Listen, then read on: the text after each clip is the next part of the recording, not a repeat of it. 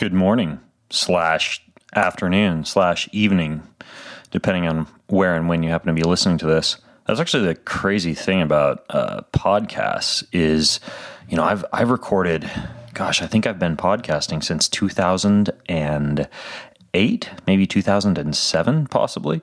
And all of these podcasts are out there. People might be listening to these 100 years from now. That's a crazy thought. And, the more podcasts I do, the wider the range of diverse topics that I dive into. And today is no exception. Just yesterday, they found the Zika virus in Miami Beach, the first local mosquitoes with the Zika virus. And there's this whole, I don't know if you would call it a conspiracy theory or what, but there's this whole idea that if you eat crops that are Monsanto glyphosate-ridden crops, that it might make you more susceptible to the Zika virus. So perhaps you could just stop, eating Wonder Bread and GMO-based corn to protect yourself against the Zika virus. Or you could listen to today's podcast, because today's podcast features a guy who is developing testing protocols that would allow you to just wander into any pharmacy or health center, or heck, even like a gym or your own basement, and just test yourself for anything, not just microbes, but viruses, bacteria. And we also talk about like colony collapse disorders and bees. And it's a very, very interesting interview. I think you'll get a kick out of it. You might also get a kick out of this recipe. So check this out. This is chocolate coffee cake with nootropics. This is a new recipe. Yes, a chocolate cake that is infused with nootropic, like smart drugs. So, and it's actually not an unhealthy chocolate cake. It's a protein-rich chocolate cake. Here's how you make it. You get a big scoop of vanilla or chocolate protein. Order it from greenfieldfitnesssystems.com. Nudge, nudge, wink, wink. Get about 2 tablespoons of some kind of a chocolate powder, right? Like a dark cacao powder. Then you get a 1/4 cup of brewed coffee infused with nootropics, and I'll tell you how to get that in a second.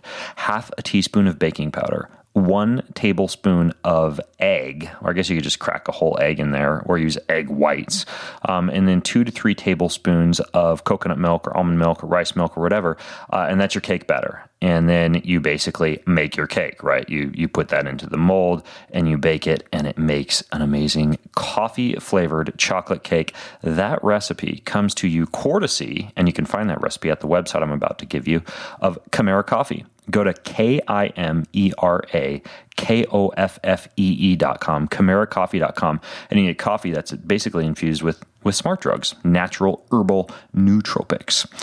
Technically, a nootropic is different than a smart drug. A nootropic is natural. It's stuff like taurine and acetylcholine and some of the other things that they put into this coffee. But you get a 10% discount on it. Just use code BEN at ChimeraCoffee.com.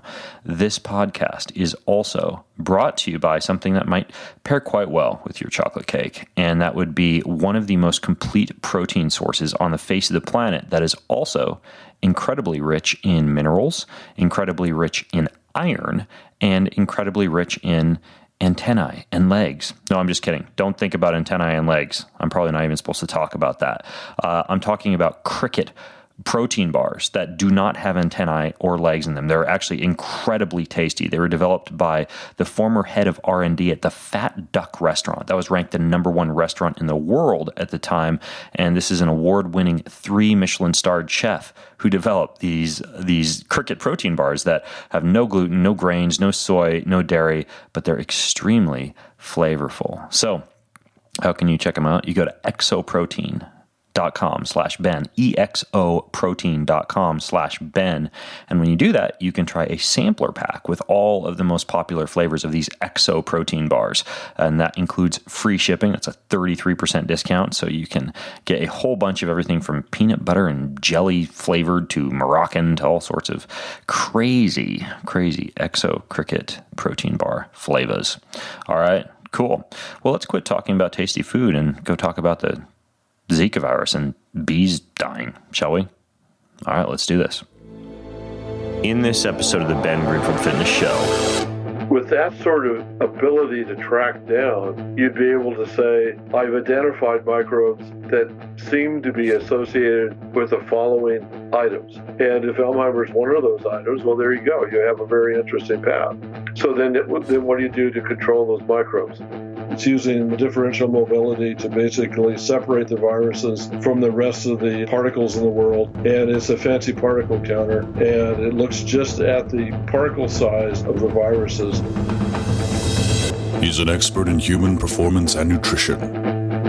Voted America's top personal trainer and one of the globe's most influential people in health and fitness. His show provides you with everything you need to optimize physical and mental performance. He is Ben Greenfield. Power, speed, mobility, balance. Whatever it is for you, that's the natural movement. Get out there. When you look at all the studies done, studies that have shown the greatest efficacy. All the information you need in one place, right here, right now, on the Ben Greenfield Fitness Podcast.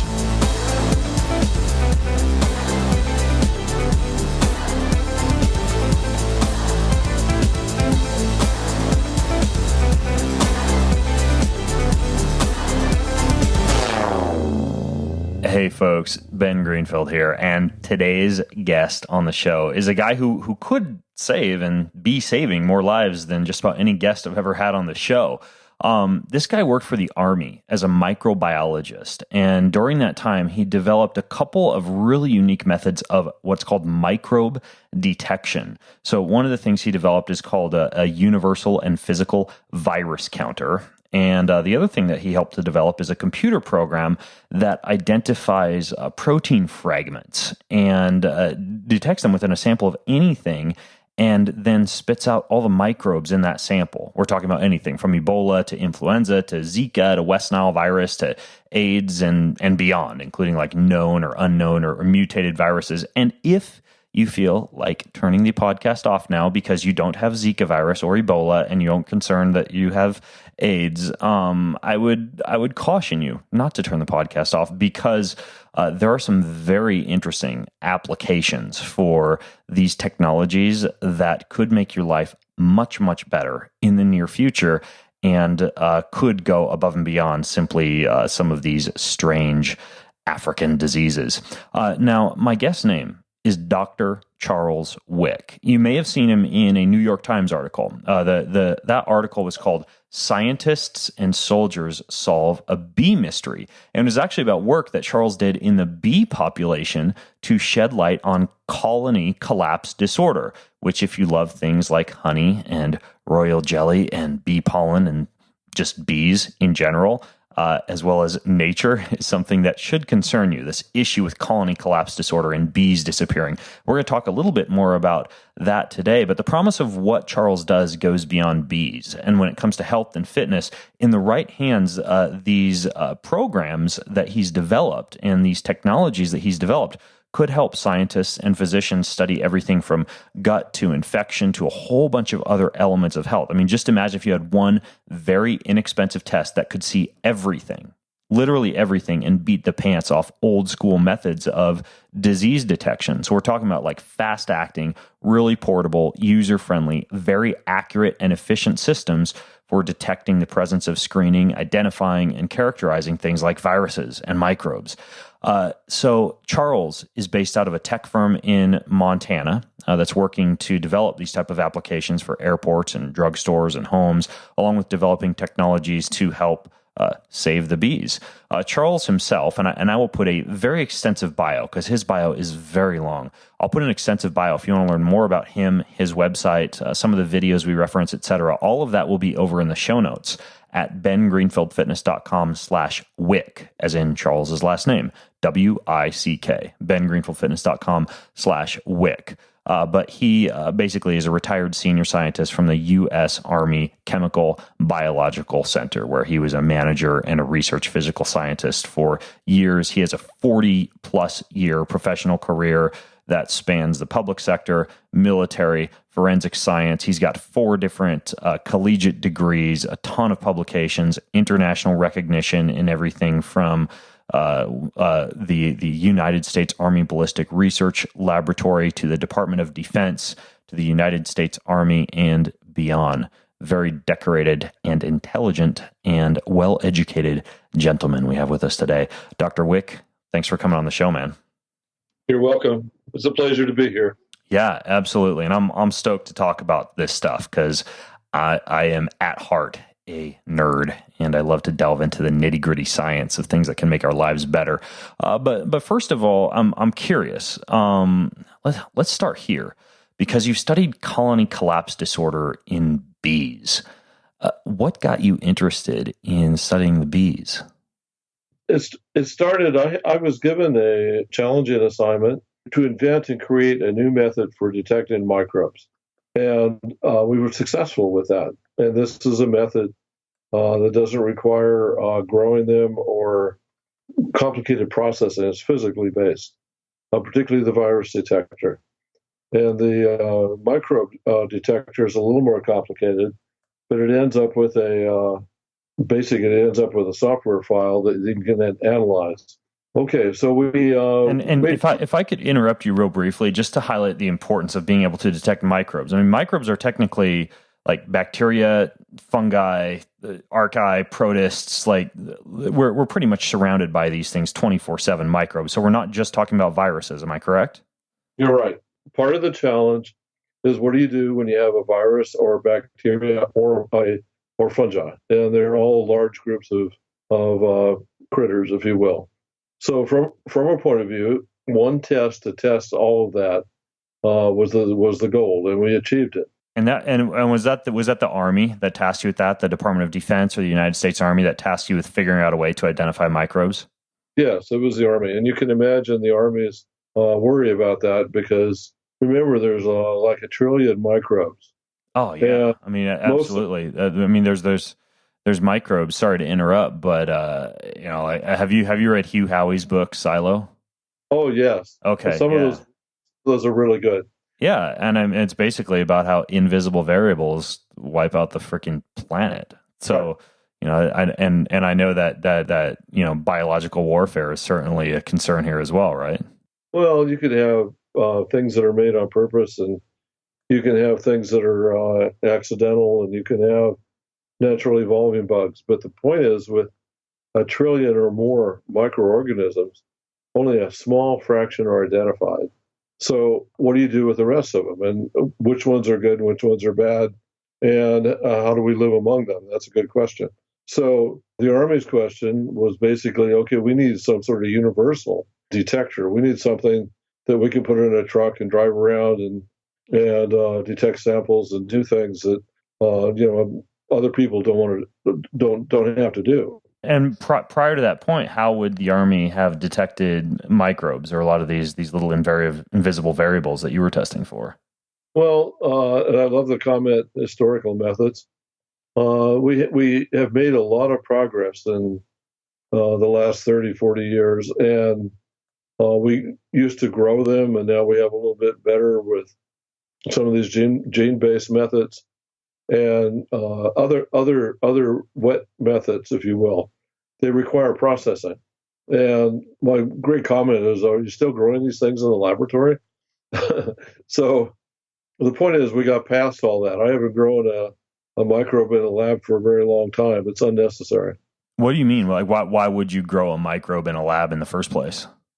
Well, one of the issues, one of the issues, you grow up an organism, and I learned how to do all this.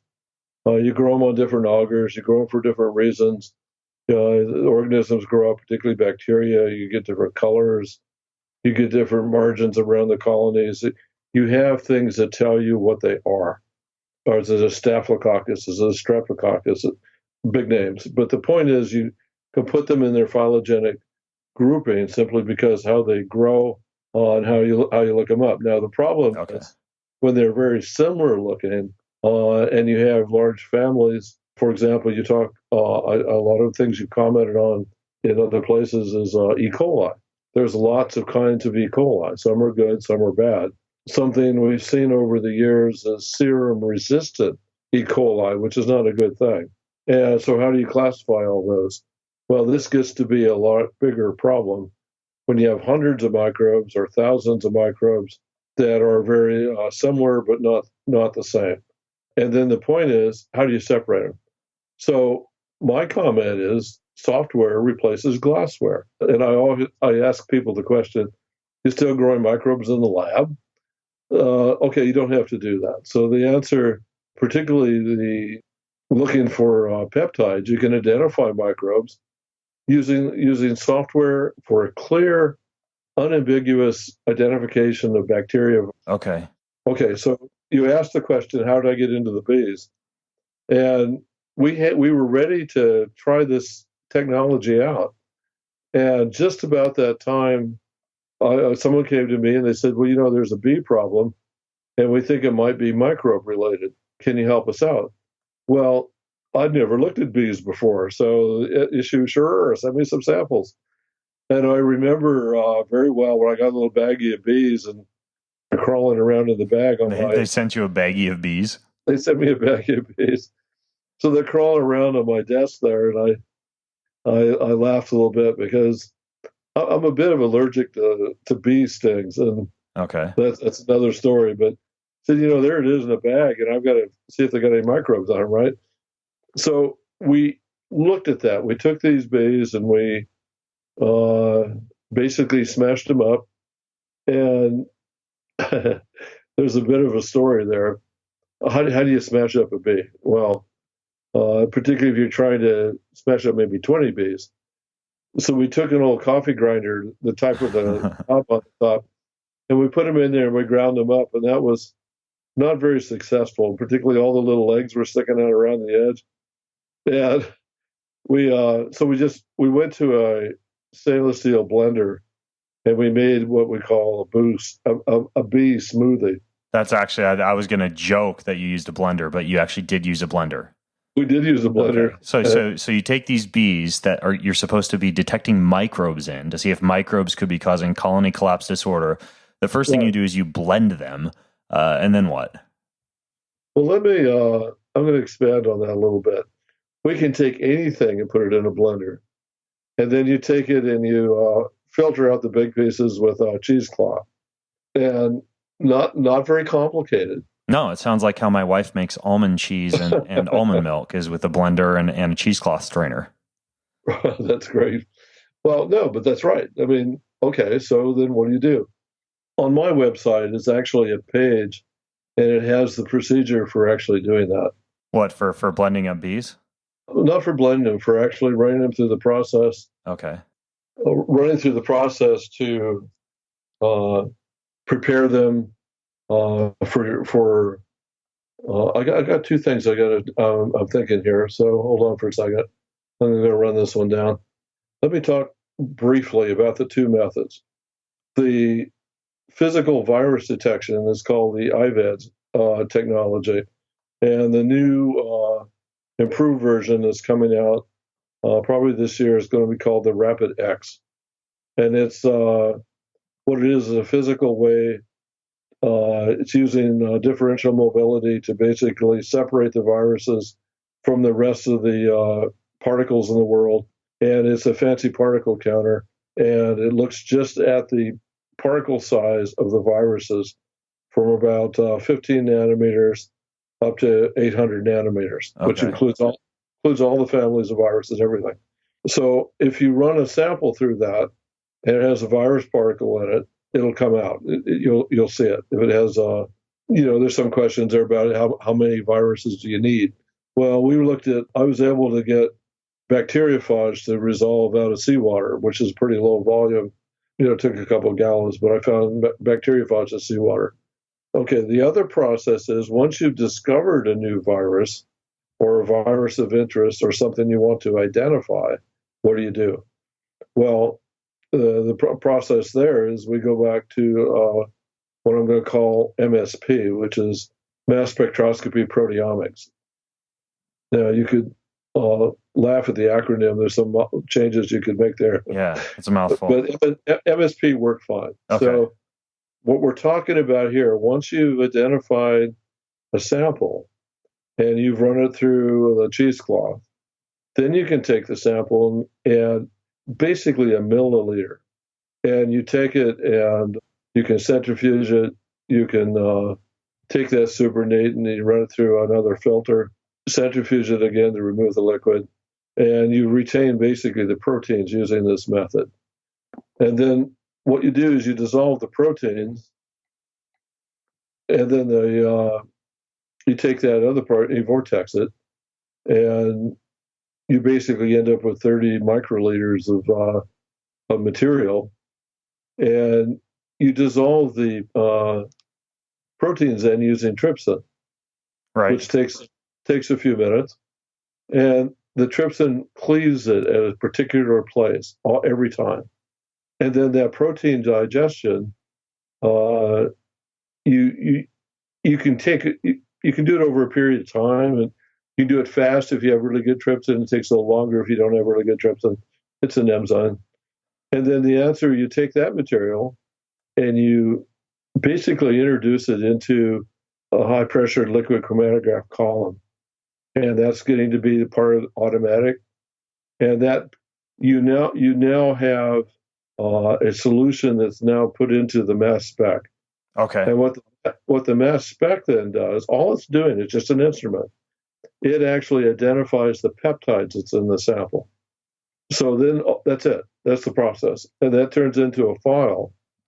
Okay. So if I could back this up for just a second, what you're saying is a microbe, whether we're talking about a virus or, whatever, influenza, Ebola, anything, I even know there's some things now we could talk about later on that are implicated in Alzheimer's, for example.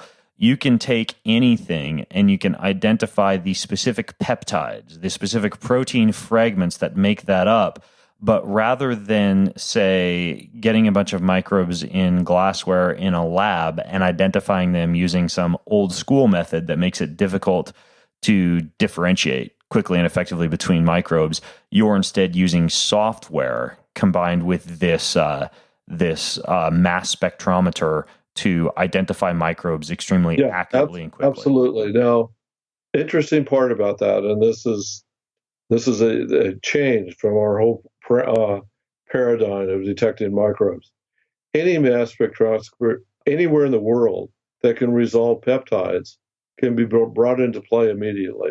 You can send by the internet the file to run on the software, and you can maintain the software at a central place. You can have it in multiple places. You can actually have it where you want it. So what you've designed is the software to go with the hardware that you can find like at universities, labs all over the place. The spectrometers. Right. Or say you had a problem in another country. You could take a sample, grind it up, and run through the cheesecloth and follow the simple process there. It doesn't take very long. Go into a university or some facility, use their mass spec, get a file, send the electronic file to your lab, and then your lab would basically run it in about 2 or 3 minutes, give you an answer back.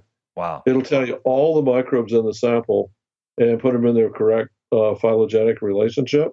And then from that point of view, you know exactly what you got.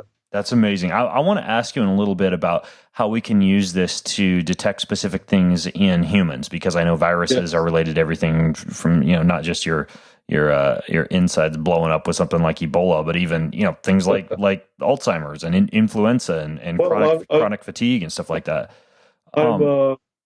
I'm excited to talk about that because there's some really good ideas. Yeah, but first, before we get to that, what did you find out with the bees? Like, after you put these bees through a blender and you did your microbe analysis on them, what did you discover? So the question we have now is, what do we do about the bees? And I had to give that a little bit of background on what we were doing, because it was quite involved. It took 10 years to invent it until we had an actually working, capable application, right? So after that, we were ready to take this and test it somewhere. Okay, there's two things we did to kind of get it ready to test. And I'm going to tell you a little story, and then I'm going to answer your bee question. We were asked to look at some potato samples because they were worried about salmonella in the potatoes. And we were able to detect the salmonella, but we were also able to detect the thermophils that were in the water that was in the hot water tank that they used to boil the potatoes in. So from that point of view, we knew we were accurate and we were very sensitive. And then I got this request. I had these little bees sitting on my desk, right? So we ground these bees up, made a little bee Slurpee there, and we ran it through that process. We ran through the mass spec, and then what we found a relationship between a microsporidium and a virus, and the virus was an iridescent virus, which is not very well. What'd you call it? It's an iridescent virus. Okay.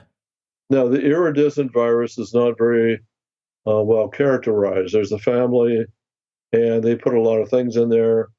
But the issue was we were able to identify it clearly, along with an association with this nosema. And there's a couple of varieties of nosema. Statistically, they came out in the samples where the bees were collapsing from those hives where they were falling down. Now, the interesting part about that is statistically it was there, a very high level of confidence. The other viruses we found were not in that same relationship. So the result was, okay, well, that's really interesting. So this was a head start for people working on colony collapse disorder to basically, here's where to look. And it's taken a long time. So you did find that it was a microbe that was responsible for some of this colony collapse disorder. 2 microbes in association with each other. Why would bees suddenly be dying from some kind of a microbe? Like, what was it? Was it similar to like antibiotic resistance, where we're slowly creating new resistant types of bacteria? Is it some kind of an environmental fluke related to whatever, global warming or some type of environmental fluctuation, or what would cause this?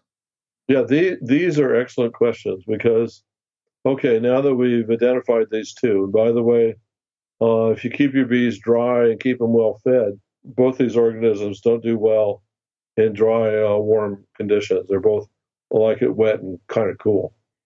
Okay, so from our point of view, why these 2 organisms? Could they be opportunistic organisms? Possibly. I don't think we fully understand the life cycle of the honeybee in the aspect of environmental impacts, nutrition, all the things that you talk about people. We don't particularly understand all that about the insects either. They could have been weakened.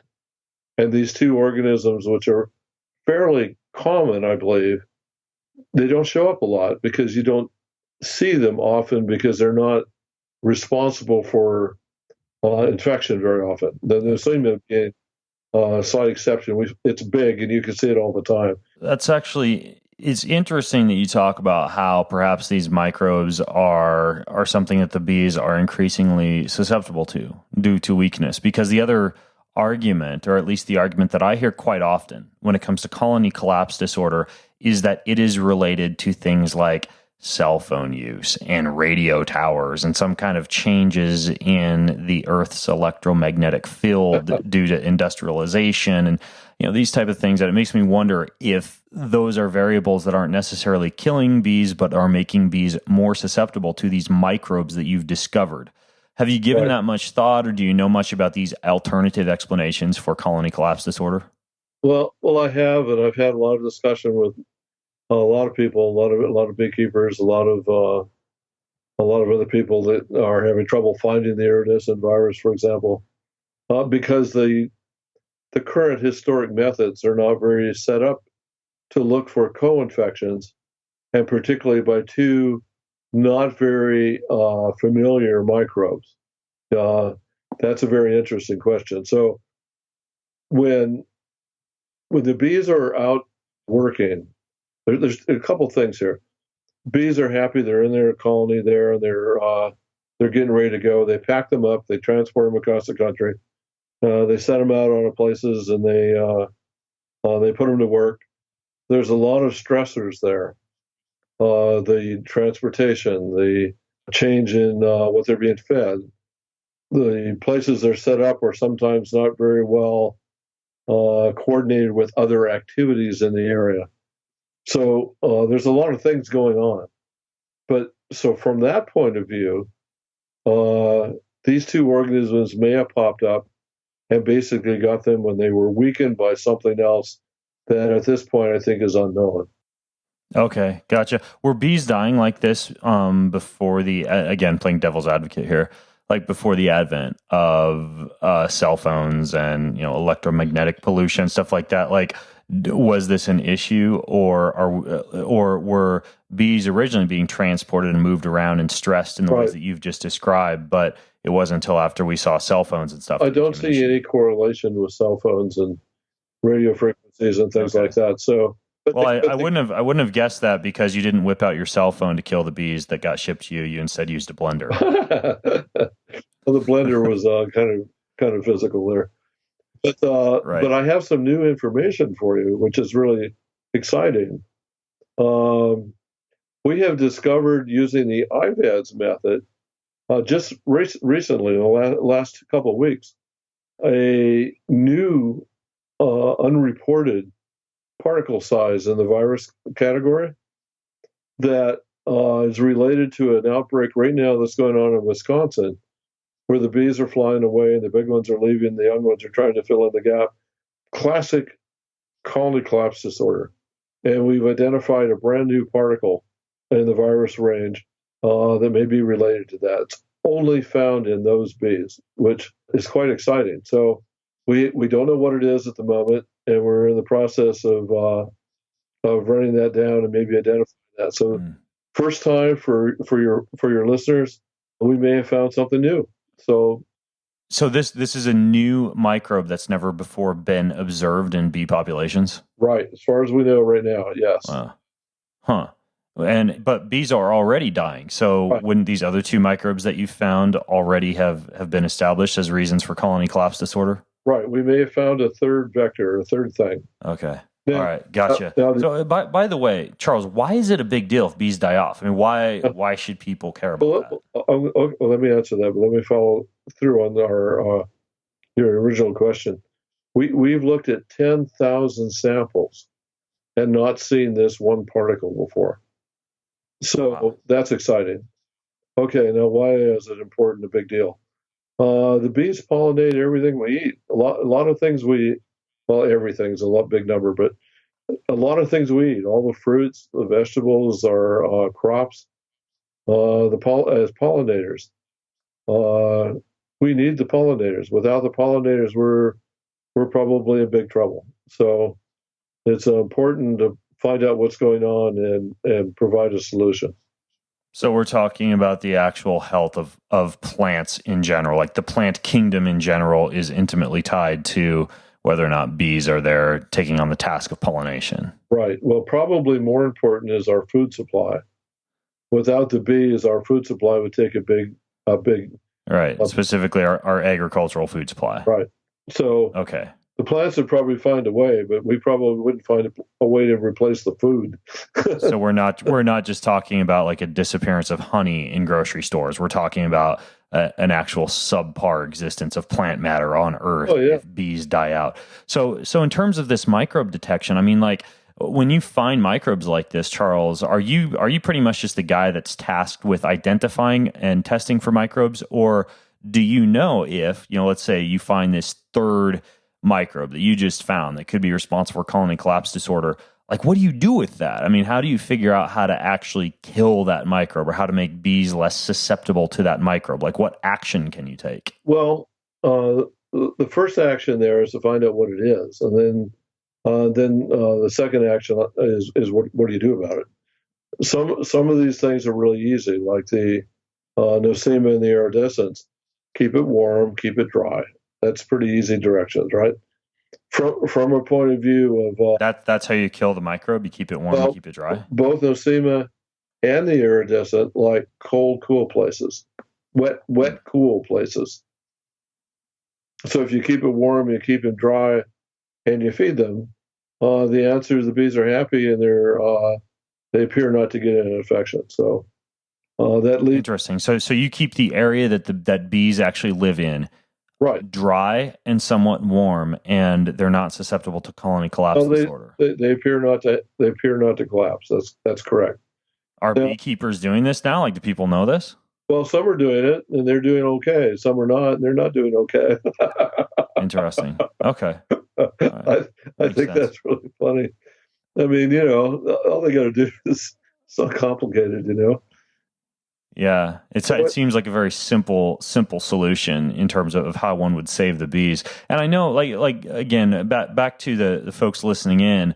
Let's say that you don't care about bees, or perhaps you don't care about plants, but you are interested in how this technology could be used in your own body. Charles, can you talk a little bit about this? Because obviously, I don't think it's very difficult for people to wrap their heads around how this technology could be used to identify microbes that would cause infections in humans. But my first question for you is this being used currently in health technology or in humans or in hospitals or anything like that? What it's being used for right now, there's a company that is using, there's two companies. One company is looking at insects, and they're looking at, they monitor the virus load over a period of time, and they reported from that point of view, beekeepers are able to make managerial decisions on what to do with their bees based on their virus load, if you will. There's another company that is using the software to identify and monitor microbes in food, and it's being used in quite widely. Okay. If you think about that, I mean, back to the potatoes question. That was very interesting that we did that, and we were able to do it really easily. A question that you were interested in was, what's another application? We got a sample from a dentist, just a saliva sample, a mouth sample, and we were able to detect the bacteria in cavities and other things in the mouth. And he had done an examination and had not seen anything, so he was really surprised. And going and looking closer, he found out there were two caries that he was able to then go do something with. So we were able to predict that basically on the microbe identification, an unfamiliar microbe. Oh, by the way, unfamiliar microbes can be sorted out easily.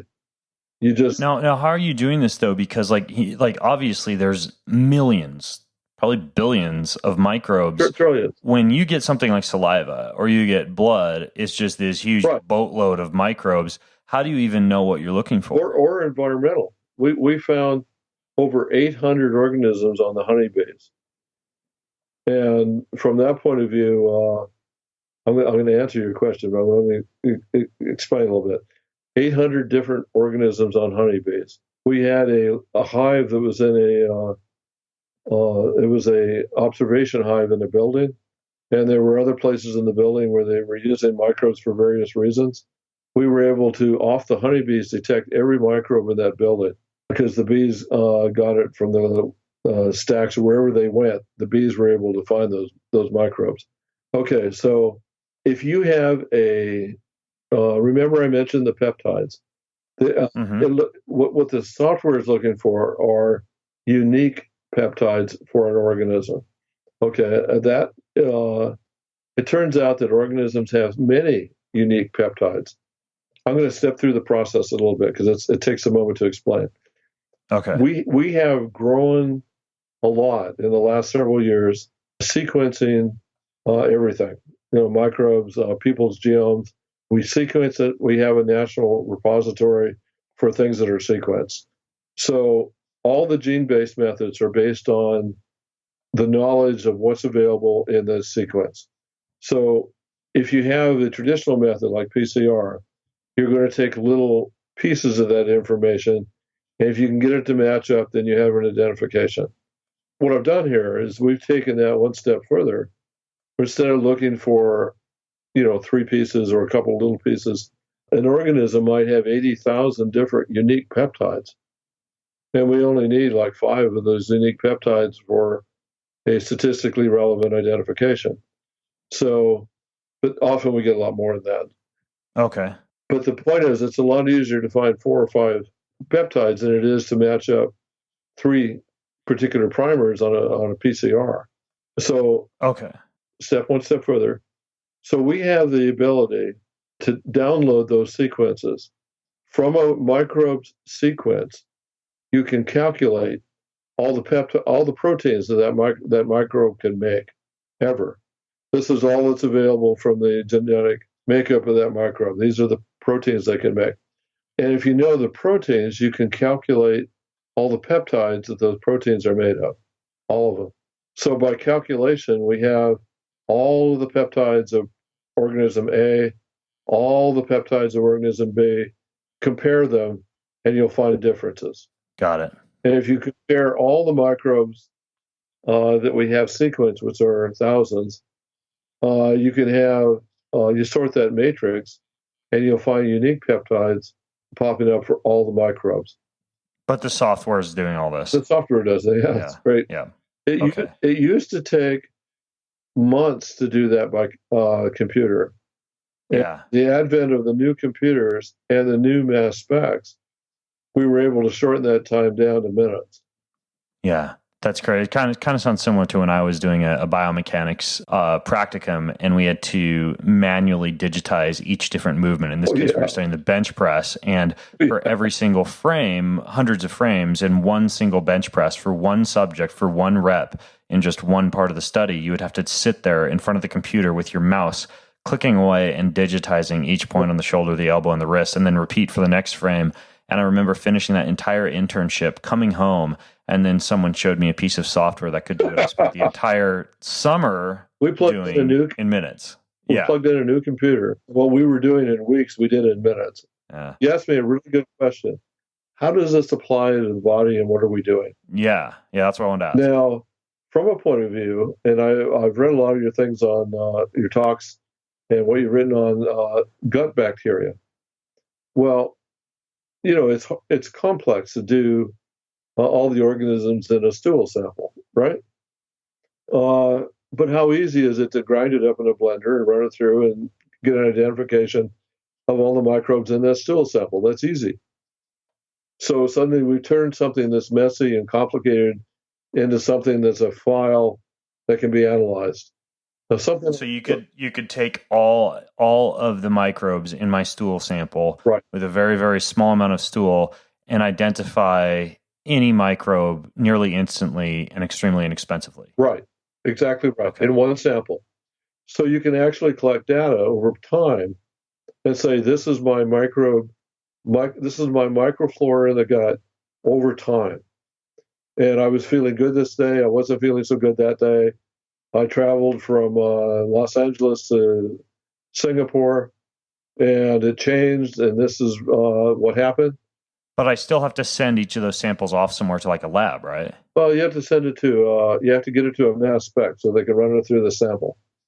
How realistic is it that we would be able to have mass specs in our homes, for example? They're getting smaller and they're getting more reasonable. Because I think that would be cool to just be able to take any sample, right? A saliva sample, a stool sample, blood sample, etc., and be able to test yourself for influenza, bacterial balance, anything like that at the drop of a hat. I totally agree with that. We have the software is already made. It doesn't matter the size of the mass spec. All you have to do is be able to resolve the peptides. Okay, so if you designed a mass spec specifically designed just to give you the peptides, the point is you could make that fairly unique and small. And then I can see it being portable in the future. Interesting. Okay. So, but let me follow the other piece. Yeah. Because we're looking at the peptides, we see all the peptides in the sample. Okay. We go and look for the unique peptides for microbes, and we basically are, the software will sort out the other peptides, and right now we're not particularly using them. But if you think of all the proteins in the body, we can calculate all the peptides that are in the body. We can figure out where they are, and we can figure out that list and sort out whether that's meaningful information on your health or not. I think that would be really easy to do. Now, what about specific microbes that are responsible for some of these things that we see causing chronic infections in people, Right. Chronic fatigue syndrome has been, blamed on infectious diseases in the past. There's even talk now. I don't know. Are you very familiar with the idea that Alzheimer's can be an infectious disease? I've heard that. Okay. Yeah. I haven't seen really good evidence yet. Yeah. The idea is that there is a pathogen and that Alzheimer's is partially caused by imbalances in the sinus microbiome. And that there's different types of Alzheimer's, right? There's one that's like glycotoxic, right, where you have a bunch of different fluctuations in blood sugar, and that can eventually cause insulin resistance and advanced glycation end products in the brain. And then go ahead. All of those cycles are huge cycles. There's a big chemistry cycle going on for basically everything. Right. And the body's made up of huge cycles. So you could have an imbalance here that's causing an imbalance in the cycle. But you'll also see things like chronic viral infections as being something that could potentially be related to like a toxin exposure or an infection that can cause similar types of neuronal inflammation that could potentially be related to Alzheimer's and the potential, I guess, for some kind of like an antimicrobial treatment for dementia or for Alzheimer's versus just like, controlling blood sugar or something like that.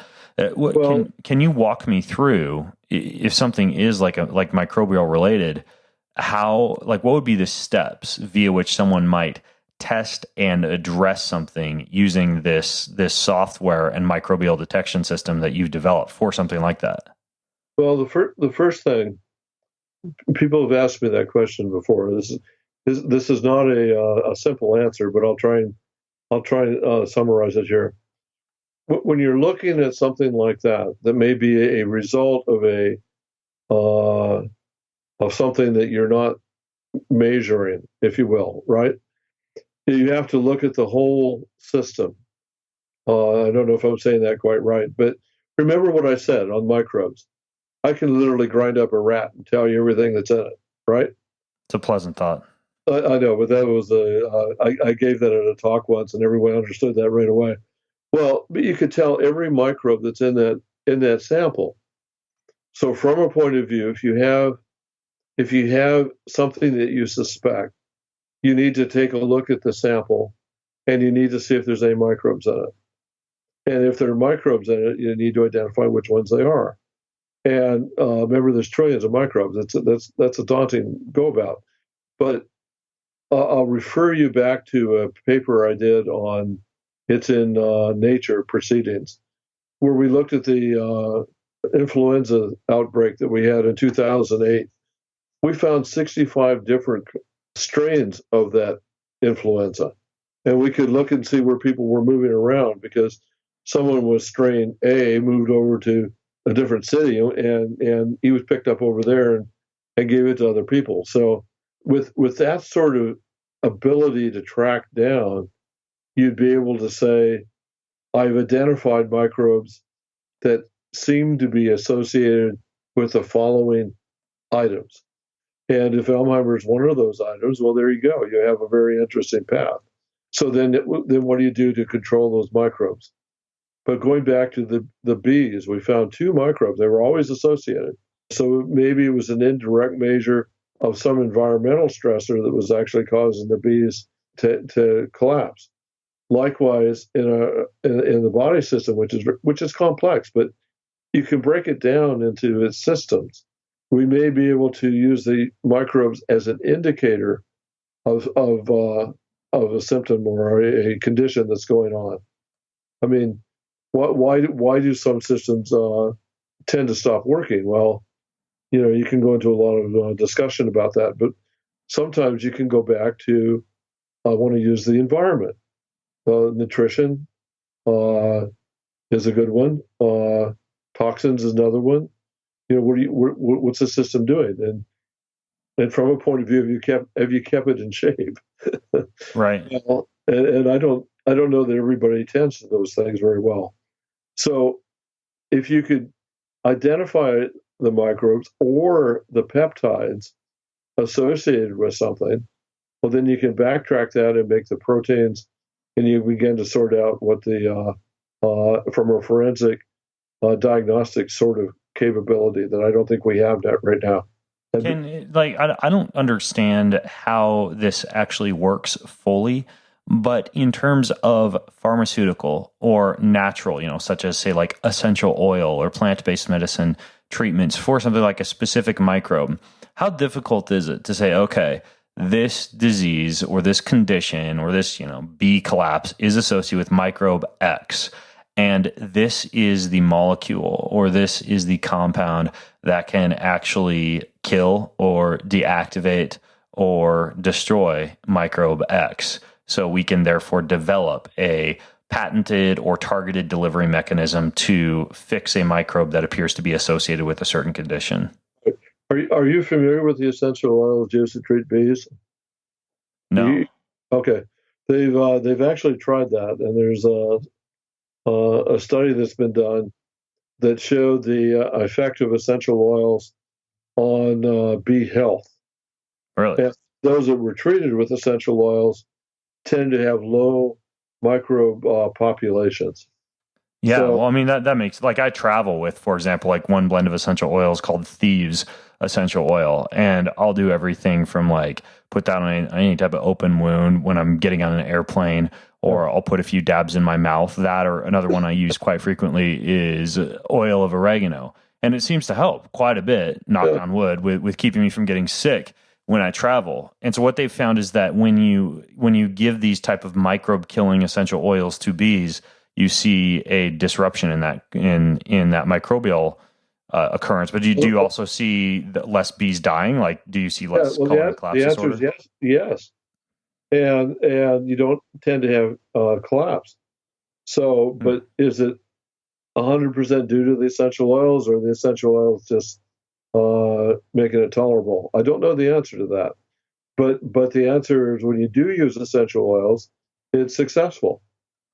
So can you take a microbe and test it and say, okay, these are the compounds that this microbe would be sensitive to? I'm not sure those tests have been done, not in the sense that you're asking, but the essential oils don't tend to, as I've seen them around some of the microbes, they don't tend to be toxic to the microbe. It's more improving the health of the bee, so the bee system can actually tolerate the microbes. Okay, got it. So you're basically making the bee a little bit more resilient. Yeah, making the bee healthy. Okay. Now, in terms of other applications so you've basically got two technology. You've got this mass spectrometry and you've got this integrated virus detection. And when you put both together, you're basically able to identify anything, that has a microbe in it extremely quickly when it comes to disease detection or anything else. Tell me about ways that, because your product, so to speak, pretty intimately. What are some other ways that you are most excited about in terms of applications of this technology that I haven't touched on? Well, something that would be, Ben, you're so excited. You do a lot of cool things, and how do I, the same enthusiasm, it would be really terrific if this could be made portable to a point where anyone could use it, because it's suddenly not complicated for people to run their own samples. And you get a computer printout or just on the screen. Shoot, it could be on your smartphone. And it would tell you what you have today. It would separate the difference between influenza, infectious diseases, common microbes. You could color code them to basically be, it's possible with a blood sample to even tell you what you're immunized against. And when was your last immunization, almost, because of the level of information you can get. Easy. So you could have a printout. I say printout. I'm an old guy, remember? You could have a thing on your cell phone that would tell you. That's what we'll call a printout from now on, by the way, the thing on the cell phone. That's right. From your personal little thing you carry around. From a point of view, you could get a printout, a list that would tell you these are the organisms that I have going on today, and it would number them, and it would tell you how relative number you have, and it would tell you which ones are dangerous, which ones are not dangerous, which ones are benign, You could color code them to ones that are important to have and ones that are not important to have.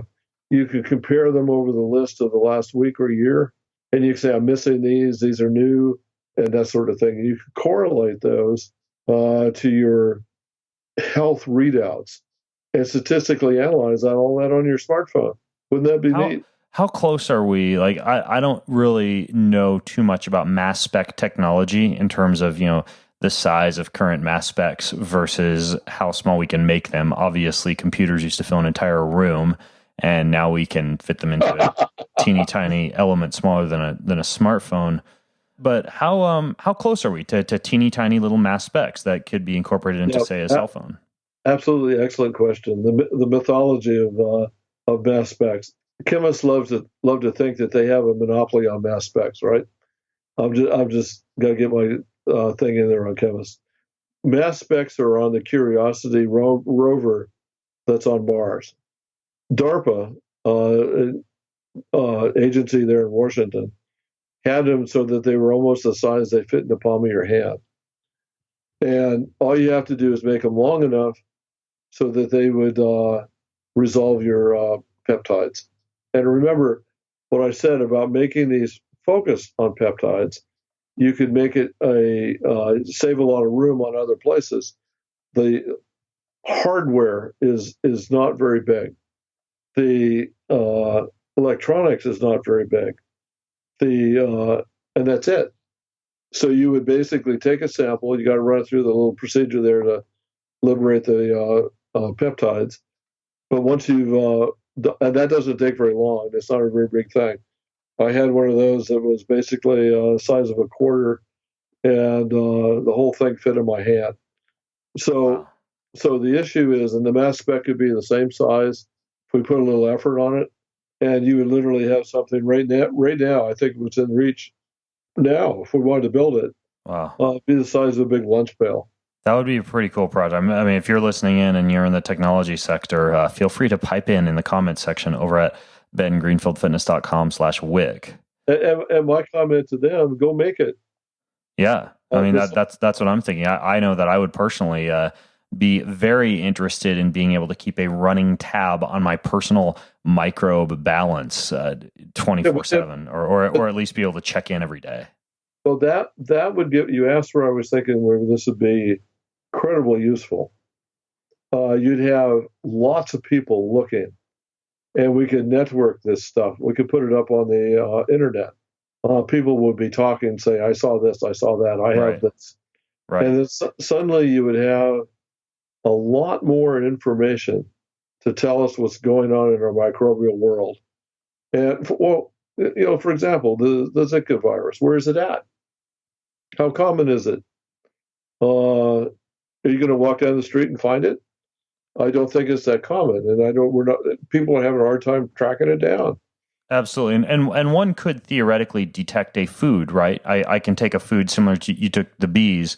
I could blend that up and put it onto such a device in the same way that I would test, for example, my saliva to assess the microbial content of food. Right. Food would be food compared to the environmental samples like the insects and outside. Food's really easy. Interesting.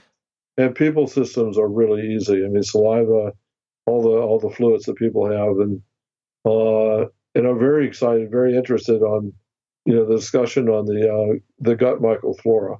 Yeah, because I think we mess with that a lot. I don't think it's in necessarily a positive way. Yeah, and I mean even the Human Gut Project, which I took part in and sent my saliva and cheek swab and stool samples off to, it was weeks and weeks and weeks before I got a result. And I also know that type of technology is not applicable yet to the masses or instantly accessible on one's phone, for example. But the point is that whole test, if you were getting samples back the next day, it would tell you could monitor things and change the variables and adjust it and see what the results are. Yeah. So exactly. So you're talking about weeks. You're talking about days for a couple. Oh boy, that's a hot topic. You're talking about minutes to maybe an hour or so, or maybe overnight. Yeah. For samples that are taking up to 10 days or 2 weeks or longer to do. Yeah.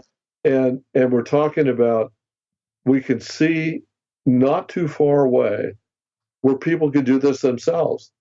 And then you change everything. Absolutely. I love it. And you've got books on this too. For people who really want to geek out, so to speak, one book that Charles has is called Integrated Virus Detection. Another is called Identifying Microbes by Mass Spectometry Proteomics. I will put a link to those in the show notes over at bengreenfieldfitness.com/wick, along with Charles's research page. This New York Times article about how scientists and soldiers solved the bee mystery.